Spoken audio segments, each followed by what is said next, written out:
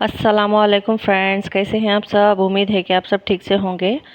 Hi hello అండి, బాగున్నారా అందరూ? నేనైతే బాగున్నాను, మీరు కూడా బాగుండాలని కోరుకుంటున్నాను. నేను ఈరోజు అయితే హోటల్ స్టైల్లో పూరి మసాలా చేశానండి, అంటే పూరి కర్రీ చేశాను. देखिए मैंने आज अपने किचन में पूरी के लिए जो खाते हैं कर्री होटल स्टाइल में इस तरह से बनाया है।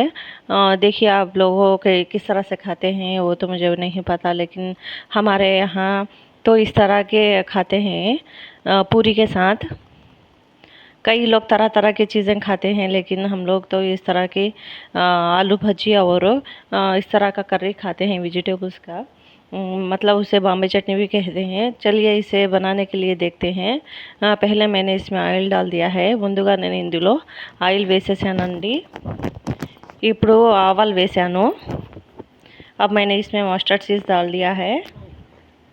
अब इसमें टमाटो, हरी मिर्च और करेपाक डालकर थोड़ी देर पकने देंगे नमक डाल के, क्योंकि टमाटो कल देना चाहिए, मेल्ट होना चाहिए टमाटो।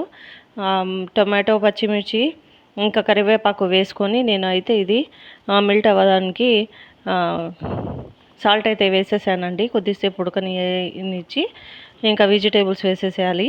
కొద్దిగా పసుపు కూడా వేసేసాను। క్యారెట్ ఇంకా పొటాటో వేసాను। ఇంకా నా దగ్గర బఠానీ లేదు కాబట్టి నేను వేయలేదు। मेरे पास तो बटाने नहीं थे इसलिए मैंने नहीं डाला। और मैंने 1 गिलास पानी डालकर इसको ढक्कन ढक दिया और 2 విజిల్స్ के लिए रख दिया। 2 విజిల్స్కి అని పెట్టేశానండి।